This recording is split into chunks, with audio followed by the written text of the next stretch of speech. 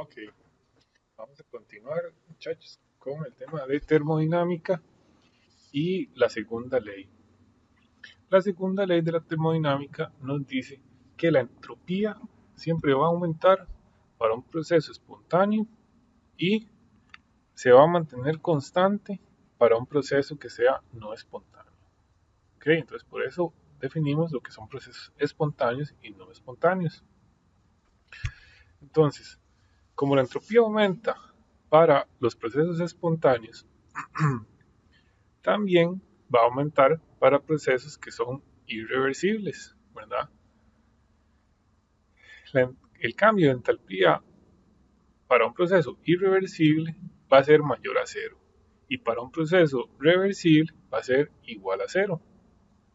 Entonces, vamos a tener una ecuación que nos va a decir que el cambio de entalpía en el universo va a ser igual al cambio de entalpía en nuestro sistema más el cambio de entalpía al entorno. ¿Okay? Entonces, cuando nosotros tenemos un sistema definido, tenemos un volumen definido. ¿Okay? Ese va a ser nuestro sistema. Y el entorno va a ser todo lo que está afuera de nuestro sistema. Y el universo, pues, va a involucrar nuestro entorno y nuestro sistema. ¿Okay? Entonces, la entropía aumenta en todo proceso espontáneo, a diferencia de la entalpía, ¿verdad? La entropía no se conserva como la energía, que habíamos dicho que la energía solamente se transforma, por ejemplo, de energía térmica a energía química o viceversa, a energía mecánica, ¿verdad? La entropía siempre va a ir en aumento. Y vamos a tener que para un proceso, para un sistema aislado, para un proceso reversible, el cambio de entalpía va a ser igual a cero con respecto al cambio de entalpía del sistema. Y para un proceso irreversible, el cambio de entalpía va a ser mayor a cero.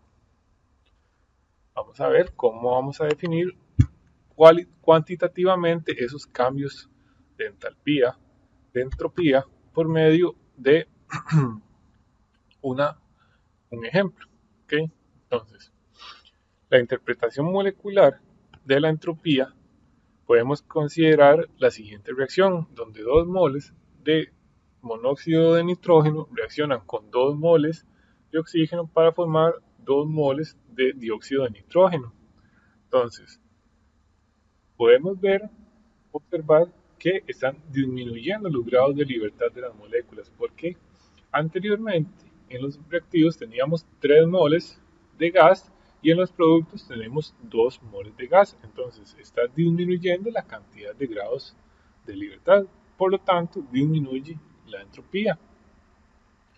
Los grados de libertad dentro de un sistema químico de forma microscópica podemos definirlos como 3 tipos de movimiento, que son los movimientos de traslación, es decir, de una molécula, cómo se mueve una molécula en el espacio, movimientos de rotación, ¿verdad? Sobre un eje de la molécula, como el eje gira, como la Tierra gira alrededor de su propio eje, y de vibración dentro de la molécula. Entonces, esos son los diferentes grados de libertad que puede tener un sistema. Vamos a pasar a definir también la tercera ley de la termodinámica. La tercera ley de la termodinámica dice que la entropía de una sustancia cristalina pura, es decir, de un sólido iónico cristalina, a una temperatura de 0 Kelvin, en ese punto, cuando ese sólido cristalino tiene 0 Kelvin, la entropía es igual a cero de ese sistema. Entonces, cuando la temperatura aumenta, la entropía va a aumentar. ¿Ok? ¿Qué sucede? ¿Por qué es esa definición? Ok, esa definición nos sirve a nosotros como un punto de partida para definir lo que se llaman las entropías estándar. Y a partir de eso poder calcular los cambios de entropía de las reacciones químicas. ¿Ok? ¿Qué sucede? En ese punto, cuando un sistema tiene 0 Kelvin, ¿verdad? Ese sistema de ese sólido iónico cristalino a esa temperatura, prácticamente la libertad de movimiento es igual a 0. Entonces, por eso se define 0 en ese punto como la entropía de ese sólido a 0 Kelvin. ¿Ok? Entonces, también eso nos va a ayudar a plantear la siguiente serie de parámetros, que es que la entropía aumenta cuando se forman disoluciones a partir de varios sólidos. Vean que aquí tenemos un diagrama de entropía absoluta con respecto a la temperatura. Entonces, vean que con respecto al movimiento de la línea, con una pendiente positiva, ¿verdad? Primero tenemos sólido, después líquido y después gaseoso. Y esas líneas rectas que ustedes ven, esas líneas verticales, son los cambios de fase, de fusión y de ebullición, ¿verdad? Que ocurren a temperatura constante. Pero vean que hay un gran aumento de la entropía con respecto a un cambio de fase. Y vean que hay un gran aumento con respecto a que cuando pasamos de líquido a gaseoso, el aumento es mayor porque hay mayor movimiento de las moléculas que cuando pasamos de sólido a líquido. Entonces, cuando se forman disoluciones a partir de sólidos, hay un aumento de la entropía. Cuando se forman gases a partir de sólidos, también hay un gran aumento de la entropía. Por ejemplo, cuando hay una ebullición o cuando hay una sublimación, como por ejemplo con el hielo seco, ¿verdad? El dióxido de carbono sólido. Y cuando el número de moléculas de gas aumenta en una reacción, ¿verdad? Por ejemplo, si tenemos una reacción de descomposición donde tenemos un mol de gas que se está transformando en dos, está produciendo 2 moles de gas, ahí hay un aumento de la entropía. Entonces, nosotros podemos definir el cambio de entropía en una reacción química a partir de las entropías estándar. Entonces, estas entropías estándar son valores que se encuentran tabulados en unidades de joules entre mol Kelvin, que son las unidades de la entropía, para una serie de moléculas. Y nosotros podemos calcular el cambio en la entropía de una reacción con la sumatoria del número de moles por el producto menos la sumatoria del número de moles por el reactivo específico. Entonces, la entropía va a aumentar con el número de átomos, la masa molar y según el estado de agregación de la sustancia. Vean que, por ejemplo, en esta tabla que se muestra ahí en la derecha, son diferentes entropías estándar para diferentes compuestos. Vean que los gases tienen una entropía más alta que los líquidos, y los líquidos prácticamente tienen entropías más altas que los sólidos.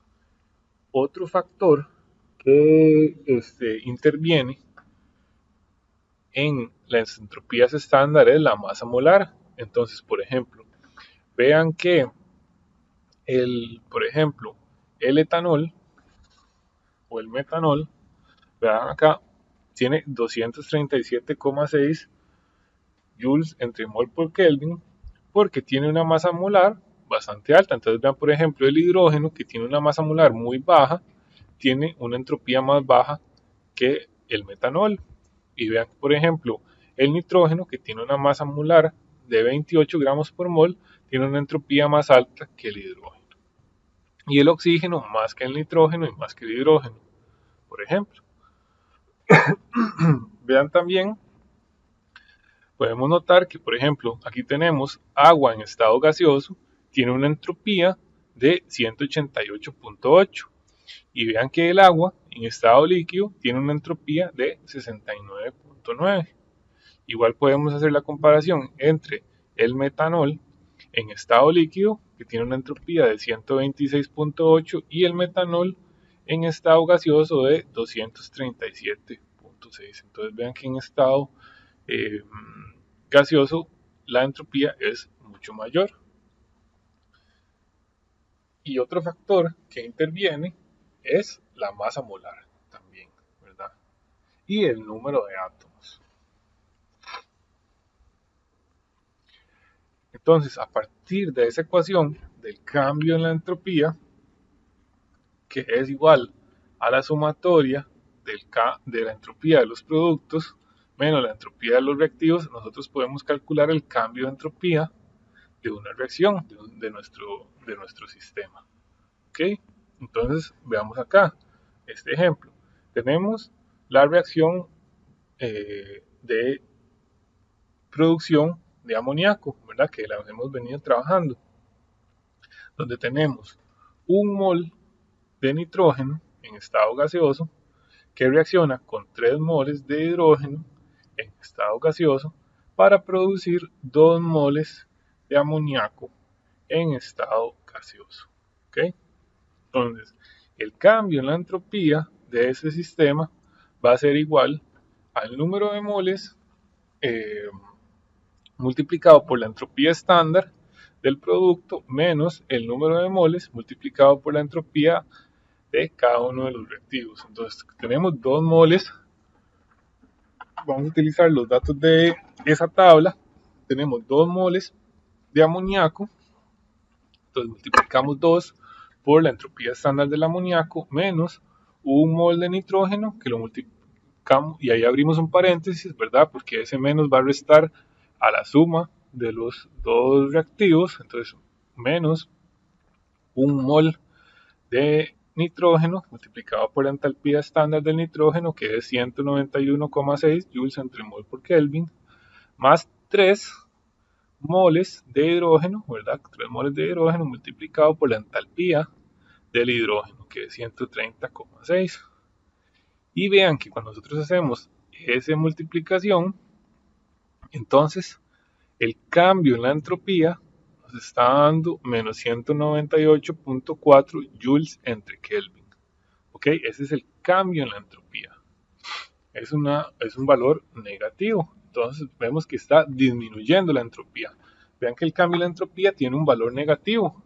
Y eso siempre ustedes cuando les hagan una operación de este tipo de cambio de entropía, piensen un poco, razonen el valor del resultado, ¿verdad? Entonces, ¿qué está pasando? Veamos otra vez la ecuación. Están disminuyendo los grados de libertad. Vean que al inicio nosotros tenemos en los reactivos 4 moles de gas, 3 del hidrógeno y 2 del nitrógeno. Y en los productos tenemos solamente 2 moles de gas, ¿verdad? Entonces están disminuyendo la cantidad de moles de nuestro sistema, ¿verdad? Están disminuyendo los grados de libertad. Entonces es lógico pensar que el cambio en la entropía de ese sistema sea negativo, ¿verdad? Que significa que disminuye la entropía del sistema. Ustedes pueden ahora hacer este ejercicio. Entonces, calcule el cambio de entropía estándar de la reacción a 298 Kelvin, ¿verdad? Las entropías estándar, me faltó decirles esto, las entropías estándar normalmente se dan a 25 grados Celsius. Entonces, esta tabla de entropías estándar se da a una cierta temperatura. Hay una forma de calcular el cambio en la entropía a diferentes temperaturas, ¿ok? Pero nosotros vamos a centrarnos en, ahorita, en este punto, vamos a centrarnos en el cambio en las entropías estándar a 25 grados Celsius. Y más adelante vamos a ver cómo se hace para calcularlo a una temperatura diferente. Entonces, si nosotros pudiéramos predecir aquí qué sucede, eh, tenemos, vean, un mol de sólido y 3 moles de gas en los reactivos. Y en los productos tenemos 2 moles de sólido y 3 moles de gas. Entonces, en este último ejercicio cuesta un poco poder predecir qué va a suceder, ¿verdad? Pero si fuera el caso, yo diría que va a aumentar la entropía del sistema porque, bueno, el agua en estado gaseoso tiene una entropía más alta que el hidrógeno porque tiene mayor cantidad de átomos y además que en realidad va a aportar menos al valor del cambio en la entropía y es que tenemos 2 moles de sólido y en los productos y 1 mol de sólido en los reactivos. Vean que aquí el cambio en la entropía neto es positivo, ¿verdad? Es positivo, ese es el valor de la respuesta, 180,39 joules entre Kelvin. Para que ustedes hagan el ejercicio con los valores de la tabla.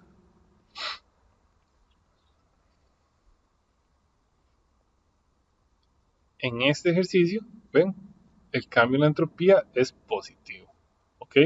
Entonces está aumentando la entropía del sistema.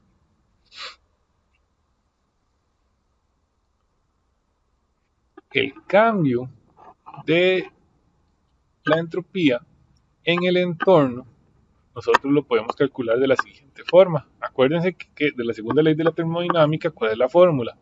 El cambio en la entropía del universo es igual al cambio en la entropía de nuestro sistema más el cambio en la entropía del entorno. Entonces, ahora vamos a ver cómo se calcula el cambio en la entropía del entorno. Resulta que el cambio en la entropía se calcula con métodos calorimétricos. ¿Eso qué significa? Por medio de transferencia de calor, ¿ok? De una sustancia a otra. ¿Verdad? Es la forma práctica o es la forma en que se puede cuantificar el cambio en la entropía de un sistema. Entonces, el cambio en la entropía del entorno se puede calcular de la forma como el calor menos el valor del calor del sistema dividido entre la temperatura. Entonces, para la reacción que nosotros acabamos de hacer, podemos cuantificarlo como del proceso de la producción del amoníaco que ya sabemos, esto lo habíamos hecho con respecto al curso de Química General 1, donde calculábamos los cambios de entalpía de las reacciones. Es muy similar, ¿verdad? El cambio en la entalpía estándar de reacción es igual a la sumatoria del número de moles de los productos multiplicado por el valor de la entalpía estándar de formación del producto menos la sumatoria del número de moles de los reactivos multiplicado por la entalpía estándar de formación de los reactivos. Entonces, ese cambio de entalpía es igual al calor transmitido al entorno, ¿verdad? Como el cambio en la entalpía es positivo, vemos que es una reacción que es exotérmica. Es negativo, vemos que es una reacción que es exotérmica. Entonces, ese calor que produce esa reacción va a ser absorbido por el entorno. Entonces, por eso es que es menos Q, menos el cambio de entalpía del sistema, porque el calor que libera la reacción va a ser absorbido por el calor, por el entorno. Entonces, por eso es que se pone ese menos en la ecuación del cambio de entropía del entorno. Y se divide entre la temperatura a la que ocurre la reacción. Y vean que el cambio en la entropía del entorno nos está dando en ese punto 0.310 kilojoules entre Kelvin. Entonces, otra cosa que tienen que tener mucho cuidado y que es en lo que más se equivocan, normalmente lo que yo he visto, lo que más se equivocan es en las unidades, ¿verdad? No se equivocan en lo más difícil, pero sí en lo que es de cuidado. Entonces vean que las unidades, cuando nosotros utilizamos estos cambios de entalpía, están en kilojoules, pero la fórmula del cambio de entropía del sistema está en joules entre Kelvin, entonces hay que pasar de kilojoules a joules.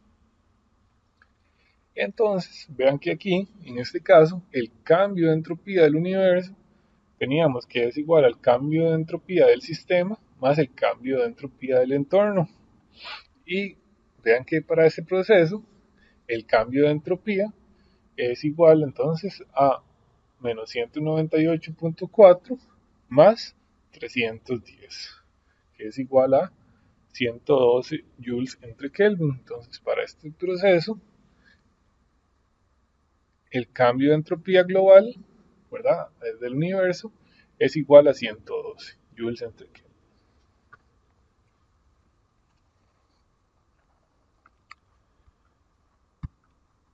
Muy bien, vamos a dejarlo por el momento hasta acá y en un próximo vídeo vamos a estar hablando de lo que es la energía libre de Gibbs y cómo sirve para predecir si una reacción va a ser espontánea o no espontánea.